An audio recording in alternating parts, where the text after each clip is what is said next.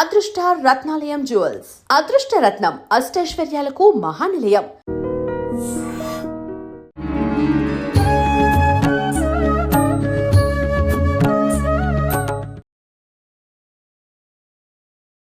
నమస్కారం, welcome to I dream. ధర్మ మార్గం విత్ విజిత కార్యక్రమానికి స్వాగతం. ప్రస్తుతం మనతో పాటు ఉన్నారు అగస్త్య స్పిరిచువల్ ఆర్గనైజేషన్ వ్యవస్థాపకులు క్రియాయోగి ఆదూరి ఉదయ్ భాస్కర్ గారు. ఇప్పుడు వారితో మాట్లాడదాం. నమస్కారం అండి. నమస్కారం అండి. అయితే లలితా సహస్రనామ పారాయణం చేయాలి అని అంటే ఎంతో మందికి ఎన్నెన్నో సందేహాలు. ఇప్పటికే చాలా మంది అమ్మవారి లలితా సహస్రనామాలు పారాయణం చేస్తూ ఉన్నారు. అయితే ఈ పారాయణం చేస్తున్నప్పుడు కూడా ఏదన్నా తెలిసి తెలియక ఏమన్నా తప్పు చదివితే మళ్ళీ అమ్మవారు మమ్మల్ని శిక్షిస్తుందేమో, లేదంటే మాకేదన్నా దోషం వస్తుందేమో, అమ్మవారు మాకు శాపం పెడుతుందేమో, ఇలా రకరకాల భయాందోళనలకి గురవుతున్నారు చాలామంది. నిజంగా అమ్మవారు మనం పొరపాటుగా అది తప్పు తెలుసో తెలియకో తప్పు చదివినంత మాత్రాన ఈ సహస్రనామాల్ని నిజంగా అమ్మవారు దూషిస్తారా? వాటి వివరణ, అసలు నిజంగా ఈ లలిత సహస్రనామం పారాయణం చేస్తే ఎటువంటి ఫలితం వస్తుంది, దాని గురించి. తప్పనిసరిగా ఐ డ్రీమ్ ప్రేక్షకులకి అందరికీ శుభాకాంక్షలు. శ్రీమాత్రే నమః. ఓం గురు బ్రహ్మ గురు విష్ణు గురుదేవో మహేశ్వర గురు సాక్షాత్ పరం బ్రహ్మ తస్మై శ్రీ గురవే నమః. అఖండ మండలాకారం వ్యాప్తమేన చరాచరం యత్పదం దర్శితమేన తస్మై శ్రీ గురవే నమః. ఓం నిర్నామ నిఖిలేశ్వర నిరంజనానంద ఘన త్రిపురా పరమేశ్వర గగన సింధు భైరవ మహావతార్ బాబాజీ శ్రీ చరణం నమః. విశ్వం గురుభ్యో నమః. సచ్చిత్ ఆనంద గురుభ్యో నమః. అంటే మామూలుగా అండి గురు పరంపర అంటారు. గురు పరంపరగా ఈ లలితా సహస్రనామం శ్రీ విద్య, శ్రీచక్రం అన్న, అమ్మవారన్న, లలితా సహస్రనామం అన్న, బ్రహ్మ విద్య, ఇవన్నీ కూడా ఒకటే. అందుకని ఈ బ్రహ్మ విద్య, ఇది లలితా సహస్రనామం అంటే బ్రహ్మ విద్య. అందులో 4 రకాలు కూడా బహిర్యాగ, అంతర్యాగ, రహోయాగ, మహాయాగాలని 4 యాగాలు ఉంటాయి. అంటే అష్టోత్తర నామావళి బహిర్యాగానికి గుర్తు. అట్లా ఇందులో వేరేవైతే కేవలం అష్టోత్తరం సహస్రం ఉంటాయి. కానీ ఈ లలితా సహస్రనామం దగ్గరికి వచ్చేవాడికల్లా 4 ఉన్నాయి. అష్టోత్తరం ఉంది, బహిర్యాగం అంటే అమ్మవారిని బహిర్గతంగా ఆమెను ఎలా ఊహించుకోవాలి, ఎలా ఉండాలి అని చెప్తుంది. రెండవది మంత్రం. అంతర్యాగం అంటే మంత్రం. అంటే మంత్రం అంటే పంచదశి, బాల పంచదశి. బాల అందరు చేసుకోవచ్చు. ఇప్పుడు ఎలా అంటే అమ్మవారిని ఏ భయం సందేహం లేకుండా మన సొంత తల్లిగా భావించి భూమాత, గోమాత, అమ్మవారు స్వరూపంగా మరి గోవుకి ఎంత మనం ప్రాధాన్యత ఇచ్చి ఎంత జాగ్రత్తగా, మరి ఈ పాలు కాకుండా మనం కనుక గోపాలే కనుక తీసుకున్నట్టు ఎంత మన ఆరోగ్యం బాగుంటుంది, అందరికి తెలుసు కదా.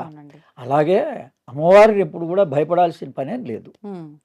కానీ గురుముఖత, కొన్ని మంత్రాలని మాత్రం గురుముఖత మనం తీసుకొని ఆచరిస్తే మంచిది. మిగిలిన వాటికి నామపారాయణ ప్రీతి నమః అని మామూలుగా స్తోత్రంలో ఉన్న నామాలు కానీ, అష్టోత్తరంలో ఉన్న నామాలు కానీ, ఇలా త్రిశతి మంత్రము అంటే అంతర్యాగం అంటే త్రిశతి అని ఉంది. 300 నామాలు అంటే 15 బీజాక్షర నామాలు. పంచదశికి 15 బీజాక్షరాలు ఉంటాయి. ఒక్కో దానికి వివరణ 20 ఉన్నాయి. అందుకని ఆ 300 కలిపి త్రిశతిగా ఇచ్చారు. అష్టోత్తరం అయిపోయింది, త్రిశతి మంత్రం అంతర్యాగం అయిపోయింది. ఇకపోతే రహోయాగం అంటే క్రియాయోగం. రహో అంటే వెలుగు. ఇప్పుడు ఏదైతే శబరిమలై అందరూ వెళ్ళి జ్యోతి దర్శనం చేసుకుంటున్నారో, ప్రతి వాళ్ళకి అమ్మవారిని ఉపాసించిన వాళ్ళకు కూడా ఈ అవకాశం ఉంది. అమ్మవారిని జ్యోతిస్వరూపంగా దర్శించవచ్చు. ఏ రకంగా? ఖడ్గమాల రహస్యాలు తెలిస్తే. అందుకని ఆ ఖడ్గమాలలో ఓం ఐం హ్రీం శ్రీం ఐం క్లీం సౌం ఔం నమ త్రిపుర సుందరే మొదటి నామమే మంత్రం. సహస్రంలో కూడా అంతే. శ్రీమాత, శ్రీ మహారాజ్ని, శ్రీమత్ సింహాసనేశ్వరి, శ్రీమాత్రే నమః అందరూ చదువుకోవచ్చు. అలాగే బాలామంత్రం ఐం క్లీం సౌం అందరికీ పుస్తక రీత్యా కూడా మరి మంత్రం ఎప్పుడైతే ప్రింట్గా అయిందో అమ్మవారుగా భావించి మాతృదేవోభవ, పితృదేవోభవ, ఆచార్య దేవోభవ. ఒకవేళ తల్లి తండ్రి ఎవరికి ఈ అమ్మవారిని ఆచరించేటువంటి చదివేటువంటి అలవాటు ఉందో వాళ్ళని అడిగి వాళ్ళనే గురువుగా భావించి మనం చదువుకోవచ్చు. భయం ఏం లేదు. లేదు గురువుగా సద్గురు దొరకగలిగితే మంచిది. అందుకని వీటి వల్ల ఏంటంటే ప్రయోజనం అని అంటే మన దేహంలో ఏ సమస్యలు వచ్చినా ఆ అమ్మవారు ఆయా సమస్యలకి సమాధానం ఆ రకంగా చెప్తోంది ఆమె. అందుకని అది మనం ఇప్పుడు సంతానం మామూలుగా గర్భవతిగా ఉన్నటువంటి వాళ్ళు ఉన్నారనుకోండి, అవును. మరి వాళ్ళకి సుఖంగా డెలివరీ అవ్వాలి, హాయిగా ఈ 9 నెలల్లో మనం ఏదైతే మన పిల్లల యొక్క భవిష్యత్తుని కాంక్షిస్తున్నామో, పిల్లలు పుట్టిన తర్వాత వాళ్ళ గురించి ప్రయత్నాలు చేయడం కాదు, అసలు ఆ 9 నెలల లోపలనే మనం బ్రహ్మ విద్య అంతా ఉంది, ఆధ్యాత్మిక విద్య అంతా ఉపయోగించుకోవచ్చు. అందుకని కనీసం ప్రసవం సురక్షితంగా జరగాలి, సవ్యంగా ఉండాలి, తల్లి బిడ్డ క్షేమంగా ఉండాలి అంటే గర్భ రక్షాంతికాయై అనేటువంటి దేవాలయం ఉంది. గర్భ రక్షాంతికాయై అనేటువంటి కుంభకోణం దగ్గర ఒక ఈశ్వర దేవాలయం ఉంది.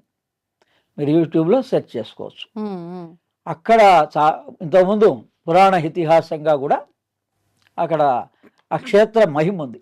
అంటే ఇక్కడికి గర్భవతులు అవ్వాల్సిన వాళ్ళు, అంటే సంతానం అయిన వాళ్ళు గర్భవతిగా ఉన్నవాళ్ళు డెలివరీ సుఖంగా జరగాలన్నా, వాళ్ళకి ఆ నెలల్లో ఎటువంటి ఇబ్బంది అమ్మవారి వల్ల రక్షింపబడాలన్నా ఇలా పర్టికులర్గా ఒక దేవాలయం ఉందన్నమాట. అంటే ఏ నెల నుంచి ఏ నెల వరకు ఎప్పుడైనా ఇంకా 3వ నెల 4 నెలల తర్వాత నుంచి ఎప్పుడైనప్పుడు, ఇక మరీ నెలలు ఎక్కువైనప్పుడు మళ్ళీ అక్కడ దాకా వెళ్ళగలుగుతారు, దూరం కాబట్టి. ఆ దగ్గరలో ఉన్న వాళ్ళైతే వెళ్తారు, మనకు అసలు దూరంగా ఉన్నాం కాబట్టి మనకు ఓపుకుండి డాక్టర్ సలహా ప్రకారంగా వెళ్ళగలిగినప్పుడే అటువంటిది వెళ్ళాలి. లేదా వాళ్ళ తరఫున తల్లి తండ్రి వెళ్ళి పూజ చేయొచ్చు. అక్కడ వాళ్ళు ఇచ్చేటువంటి ప్రసాదం, ఆ తర్వాత తైలం ఇస్తారు. ఆ తైలాన్ని, అమృతమైనటువంటి ఆ తైలాన్ని ఆ గర్భానికి మొత్తం రాయాలి, పేస్ట్ లాగా రాస్తారు. ఆ పసుపు కుంకుమ ఆ నూనె కలిపేసి గర్భానికి రాస్తే లోపల జీవుడు అసలు మనకన్నా తెలియదు ఫ్యూచర్, కానీ ఈ 9 నెలల్లో ఆ జీవాత్మకి భూత భవిష్యత్ వర్తమాన కాలాలు తెలుస్తాయి. అలాగే ఈ లలితా సహస్రనామంలో ఏ నెలలో ఏ పదార్థాలు స్వీకరించాలి 7 నెలల్లో అనేది వరుసగా రాసింది. ఆ రకంగా ఉపయోగించుకోవచ్చు అమ్మవారిని. అంటే పాయసాన్న ప్రియ అవన్నీ ఉన్నాయి కదా, మామూలుగా ఒక వరుస క్రమంలో వస్తాయి. అవన్నీ ఏమిటి, ఆయా చక్రాల దగ్గర. అంటే గర్భంగా మొట్టమొదటి పిండం ఎలా ఆవిర్భవం అవుతుంది, 2వ నెలలో ఏమొస్తాయి, 3వ నెలలో ఎలా ఎలా అభివృద్ధి చెందుతూ ఉంటుందో, అందుకని ఆ అమ్మవారికి నివేదనగా ఆయా పదార్థాలు పెట్టారు. అందుకని అది 9 రోజుల్లో మనం కనుక నవరాత్రులుగా పాటిస్తుంటాం. ఇప్పుడు మామూలుగా ఈ మాఘమాసంలో రాజశ్యామల నవరాత్రులు జరుగుతున్నాయి. ఎప్పుడైనా కానీ నవరాత్రులు 4 సార్లు వస్తాయి సంవత్సరంలో. వారాహి నవరాత్రులు వస్తాయి శాకంబరిగా. ఆ నెలలో అమ్మవారిని శాకంబరి అలంకారం కూడా చేస్తారు. అలా ఇప్పుడు రాజశ్యామల నవరాత్రులు, వారాహి నవరాత్రులు ఆషాఢ మాసంలో, వసంత నవరాత్రులు ఉగాది నుంచి, మళ్ళీ తర్వాత మామూలు దసరా నవరాత్రులు విజయదశమి విజయాన్ని చేకూరుస్తుంది. అందుకని ఈ 3 కూడా మనకేంటంటే, ఈ వసంత నవరాత్రులు తర్వాత ఈ దసరా నవరాత్రులు సామూహికమైనటువంటి మన సమస్యల గురించి, ఈ 2 నవరాత్రులు ఇండివిజువల్గా మనకి సంబంధించినటువంటి అవసరాల గురించి, వాటి గురించి ఉంటుంది. అందుకని ఈ రకంగా అమ్మవారిని ఈ మంత్రం ద్వారా కానీ, ఈ నామాల్లోనే ఉన్నాయండి. గుండె జబ్బులు తగ్గడానికి కామేశ్వర ప్రేమరత్న మణిప్రతి ప్రణస్తతిని అనేటువంటి నామం, ఈ నామంలో గుండె జబ్బులు తగ్గేటువంటి మంత్రం ఉంది. అది గురుముఖత వచ్చిన వాళ్ళకి నేను కూడా ఇస్తా. అంటే అన్ని రకాల అన్ని శారీరకంలో మీ శరీరంలో ఏ అవయవానికి ఇబ్బంది వచ్చినా ఈ లలితా సహస్రనామంలో స్పష్టంగా ఉంది. కానీ దానికి కొంత ఆరోగ్యంగా మనం ఆయుర్వేద విధానం కానీ, మనకి ఏ వైద్య విధానం ఇష్టం అనిపిస్తే ఆ వైద్య విధానాన్ని కూడా చేస్తూ ఈ నామాల్ని వీటిని ఉపయోగించుకోగలిగితే మనకు కావాల్సినవన్నీ, మోకాళ్ళ నొప్పులు వస్తే మాణిక్యమకుటాకార జానుద్వయ విరాజిత అని ఉంది, అలా నామం ఉంది, ఆ నామాన్ని ఉపయోగించుకోవచ్చు. మనం మొట్టమొదటి బాగా అండి లలితా సహస్రనామాన్ని, కామ క్రోధాలే మన జీవితాన్ని మొత్తం తలకిందులు చేస్తున్నాయి ఎంతటి వాడినైనా. అందుకని ఇవి ఎలా తగ్గుతాయండి, అది ఎవరు దాన్ని తల్లిదండ్రులు చెప్పినా వినే పరిస్థితుల్లో లేదు. వేరే సమాజం కానీ ఫ్రెండ్స్ కానీ ఎవరు చెప్పినా ప్రతి మనిషికి తెలుసు అన్నీ. కానీ ఈ ప్రధానమైనది కామము క్రోధము. వీటికి ఈ 32వ శ్లోకంలో మహాపాశుపతాస్తాగ్ని నిర్దర్దాసుర సైనిక అనే దగ్గర అమ్మవారు మనలో ఉండే క్రోధాన్ని అణిచివేస్తుంది. మన క్రోధాన్ని, అందుకని అమ్మవారిని, ఆమెకు 4 చేతులు ఉన్నాయి, చతుర్బాహు సమన్విత. ఎందుకున్నాయి అవన్నీ? పాశ, అంకుశ, ధనుర్బాణ. పాశం ఉంది, అంకుశం ఉంది, ధనుస్సు ఉంది, బాణం ఉంది. ఇవన్నీ కూడా సింబల్స్. మనస్సుకు ఒకదానికి, ఇలా క్రోధాన్ని అణచడానికి, కామాన్ని అణచడానికి ఇవి ఉన్నాయి. అందుకని భయం ఎందుకు ఉంటుందండి? అమ్మవారు ఆయుధాలు, అవి ఆయుధాలుగా భావించకూడదు మనం.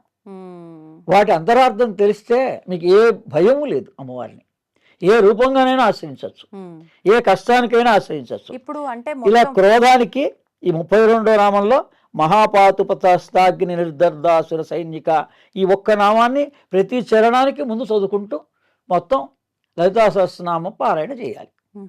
అలాగే ఈ 2వ నామం కామేశ్వరాస్త నిర్దగ్ధ సబండాసుర శూన్యక. ఏంటి శూన్యము అని అంటే, ఈ మన కామాన్ని కంప్లీట్గా శూన్యం చేస్తుంది. అంటే మనకి అన్వాంటెడ్ థింగ్స్, మామూలుగా అవసరానికి అవి ఎలాగూ మన కోరికలు నెరవేరుతూ ఉంటాయి. మనకి మనిషికి అసలు మన పతనం అవడానికి కారణమే ఈ అన్ని రకాల రోగాలకు కానీ, మానసిక రోగాలకు కానీ, శారీరక రోగాలకు కానీ కారణం కామో క్రోధమే. అందుకని ఈ కామాన్ని ఈ నామంతో, అందుకని ఈ 32, ఈ 33 నామాల్లో ఇలా మనం కనుక ఉపయోగించుకోగలిస్తే ఈ ఒక్క చరణాన్ని కామేశ్వరాస్త నిర్దర్దాసుర బండాసుర శూన్యక, ఈ నామాన్ని, అవి మంత్రం కావాలంటే అప్పుడు గురుముఖత వస్తే మనం అందులోని మంత్రం కూడా ఉపదేశించడం జరుగుతుంది వాళ్ళకి. అలాగే ఇప్పుడు మనకి చాలా శత్రువుల భయం ఉంది. అందులో ఆడవాళ్ళకి స్పెషల్గా అసలు సెక్యూరిటీ లేదు, ఇంకొక మాటలో. అందుకని వాళ్ళు అమ్మవారిని ఎవరు స్పెషల్గా ఆచరించాలండి అంటే పంచసంఖ్యోపచారిణి అని ఉందండి. అందుకని అందులో రహస్యం ఏంటంటే ప్రతి శుక్రవారం, ప్రతి పౌర్ణమి, మన జన్మ నక్షత్రం రోజున, భార్య జన్మ నక్షత్రం రోజున వివాహం అయితే, ఆ తర్వాత 5వది పుత్రుడు కానీ పుత్రిక కానీ ఎవరున్నా మొదటి సంతానం ఎవరున్నారో వాళ్ళ జన్మ నక్షత్రం రోజున ఇవి రాసి పెట్టుకోండి. పంచసంఖ్యోపచారిణి. ఈ 5 రోజులు మీరు గుర్తుపెట్టుకొని ఈ లలితా సహస్రనామాన్ని ఆ 5 రోజుల్లో అమ్మవారికి మనకు తోచినంత విధంగానే ఆచరించుకున్నా కూడా మనకి విశేష ఫలితాలు ఉంటాయి. అందులో ఈ ఆడవాళ్ళందరికీ కూడా, మామూలు వాళ్ళకు కూడా ప్రత్యంగిర ఇప్పటికే తెలిసి ఉంటుంది మీకు. కాళీ యొక్క దశావతారాల్లో, దశమహావిద్యల్లో ప్రత్యంగిర కూడా మా కుర్తాళం తరఫున మౌనస్వామి పీఠం మాది, విమలానంద భారతి మా స్వయాన మేనమామ. అందుకని చెప్తున్నా, అక్కడ దాకా వెళ్తే మీకు అనారోగ్యాలు కూడా, కుర్తాళం దాకా వెళ్తే వాటర్ ఫాల్స్ ఉన్నాయి అక్కడ, ఆ నీళ్ళలో స్నానం చేసినా అద్భుతమైన తైలాలు దొరుకుతాయి, ఔషధాలు, దివ్య ఔషధాలు దొరుకుతాయి నా కుర్తాళంలో. అందుకని ఈ పీఠాలన్నీ కూడా అక్కడ ఈ మూలమైనటువంటి అమ్మవారి పీఠం ఉంది, రాజరాజేశ్వరి పీఠం ఉంది. ఈ ప్రత్యంగిర అనేటువంటిది మహామాయ, మహాసత్వ, మహాశక్తి, మహారథి 54వ శ్లోకంలో ఈ చరణంలో ప్రత్యంగిర మంత్రం రహస్యంగా ఉంది. ప్రత్యంగిర యొక్క ఉపయోగాలు తెలుసు కదా, అమ్మవారి యొక్క ఉపయోగాలన్నీ మనకి. శత్రు సంహారం కానీ, మెయిన్ ఏంటంటే ఆత్మబలం. ఈ లలితా సహస్రనామాన్ని ఆత్మవిద్య, మహావిద్య, శ్రీ విద్య, షోడశాక్షరి విద్య, ఇలా ఈ నామాలు పదే పదే మనం చదువుతుంటే చిన్నపిల్లలకు కూడా మామూలు కనీసం నామాలు నేర్పండి. మొత్తం అంతా స్తోత్రం అంతా పారాయణ చేస్తారు, మీకు ఏది ఇష్టమైన నామాన్ని అని చెప్పేసి అలా చెప్తూ ఉంటే ఆత్మబలం కలుగుతుంది. అసలు ఎటువంటి పరిస్థితుల్లో కూడా ఈ కాలంలో ఎక్కువగా స్టూడెంట్స్కి వాళ్ళకి ఉండేటువంటి సమస్యలన్నింటికీ పరిష్కారం ఈ లలితా సహస్రనామంలో ఇలా ఈ నామాల్లో ఉన్నాయి. ఇలా వీటిని మంత్రపూర్వకంగా వాళ్ళు తెలుసుకొని ఆచరించగలిగితే మూల మంత్రాత్మిక, మూలకూటత్రయ కళేబర. సామాన్యంగా అందరికీ మూల మంత్రం ఐం క్లీం సౌం. దానికి ముందు నామాల్లో 3 ఇట్లా ఉంటుంది.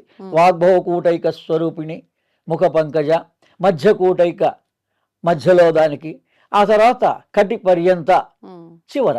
అంటే ఒక అమ్మవారిని ఎలా చూడాలి, ఒక విగ్రహాన్ని ఏ రకంగా చూడాలి మనం.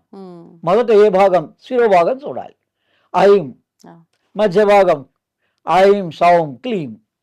అందుకని ఈ బీజాక్షరాలన్నీ కూడా ఆ అమ్మవారి స్వరూపానికి వర్ణన మంత్రపూర్వకంగా ఆ అమ్మవారిని శ్రీచక్రంగా ఆ మంత్రం ద్వారా ఆచరిస్తూ ఉంటారు.